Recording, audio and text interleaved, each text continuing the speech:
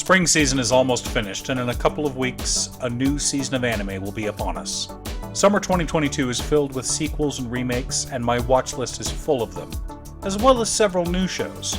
But before we start looking at what I'll be watching, I want you to take a quick second to hit that like button and subscribe as well. It really helps the channel, and we're trying to grow the channel to the point that I can start paying my lovely editor. With that out of the way, let's get to the video. Let's talk about the big one, the one that no one saw coming.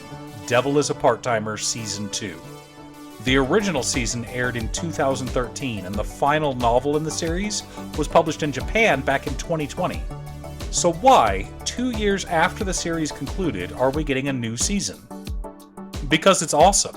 No, seriously, The Devil is a Part-Timer is one of the best anime of all time. If you've never watched Season 1, do yourself a favor and watch it. You can enjoy all 13 episodes over on Crunchyroll. I'm not sponsored, but Crunchyroll, if you're listening, I could be. Next up is the sequel season to the romance that has all the fans screaming, mostly in frustration, Rent-a-Girlfriend.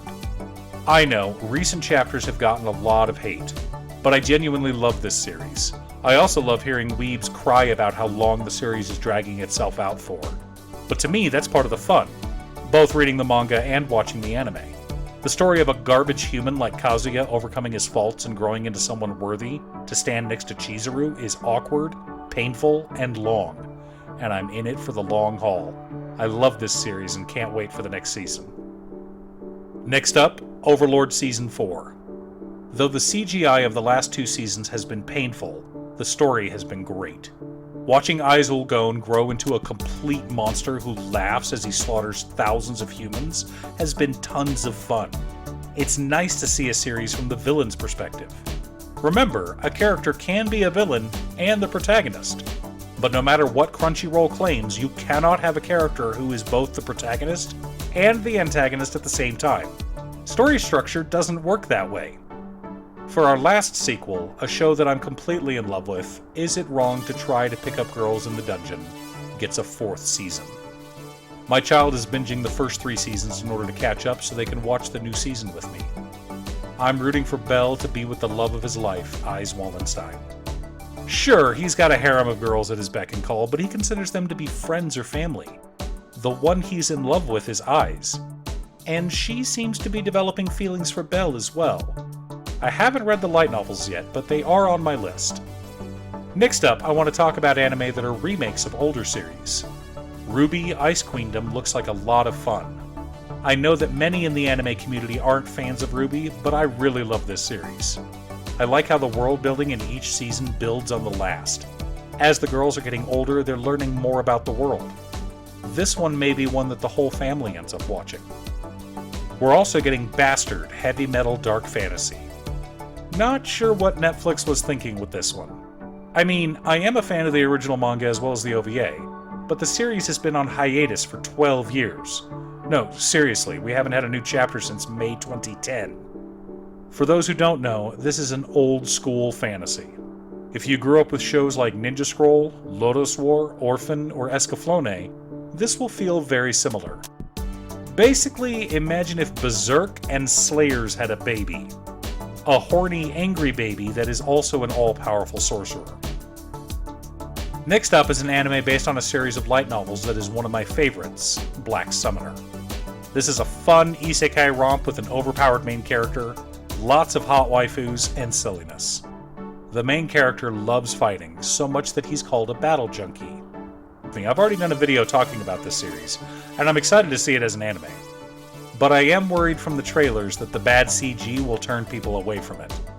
I'm going to watch it because the series is one of my favorites, but I'll understand if it's not popular. Continuing on with our isekai that I've already read the source material for is A Harem in a Fantasy World Labyrinth. This is one of those I can't believe it's not seriously. Basically, imagine S.H.I.E.L.D. Hero, except the relationship with the slaves he gets isn't as wholesome as the one between Naofumi and Raphtalia. The girls seem to be enjoying themselves, but they're still slaves. So consider yourself warned. Next up, the maid I hired recently is mysterious. This is another manga that I've already done a video on.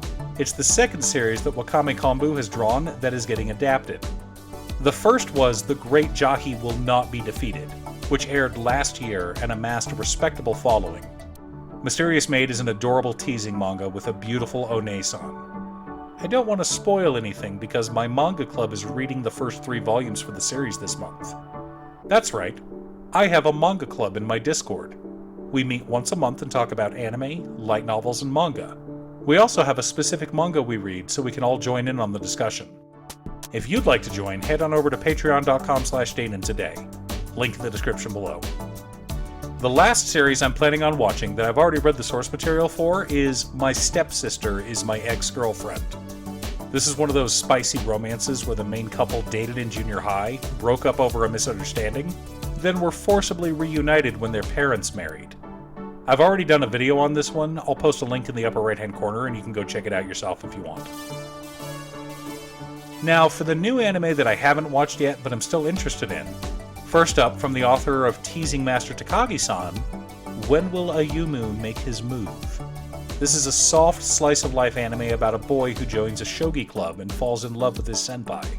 After the spice of the previous romance, I'll need something to cool down with, and I look forward to checking this one out, especially with how spicy the next 2 are likely to be. Yofukashi no Uta, or Call of the Night, is an anime based on an ongoing manga of the same title. It's about a boy who decides that the night is for him. He stops going to school, wanders the streets, and meets a girl who invites him up to her room. For what, you ask? What else? She wants to suck his blood. Oh, you were thinking of something else? Sorry to disappoint. There's been a lot of hype around this one in the manga community. I've had this series on my list for a while, but haven't had the time to dedicate to it. So I decided to go into this one blind. Next up, something that seems even spicier. Vermeil in Gold, A Magician Pushes Through the Magical World with the Strongest Disaster, is a series about a boy who summons a demon to help strengthen his magic. However, he accidentally summons not just a demon, but the most powerful demon of all time.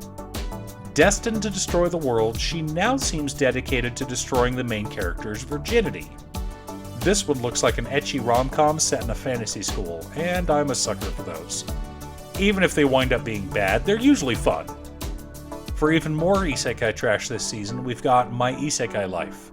I gained a 2nd character class and became the strongest sage in the world. Not much to say about this one. Guy becomes an overpowered character in an isekai world. Also, there are slimes. But I'm a sucker for isekai trash, and this one looks fun. Finally, and I just noticed that this series was airing this summer, The Yakuzas Guide to Babysitting. I love heartwarming fish-out-of-water comedies, and this one seems to fit the bill. A Yakuza is tasked with being a babysitter. That's all I really know of the plot, but the trailer looked adorable, so this one made it on my list. What anime are you excited to watch this summer? What are you looking forward to? Did any on my list catch your eye? Let me know in the comments below. Thanks for tuning in. Once again, a huge shout out to Maid Cute Stuff. I couldn't make these videos without her. If you'd like to hire her to edit your own videos, you can check out her Fiverr page. Link in the description below. Once again, thank you for tuning in to Musings by Danon, and I'll see you all again next time.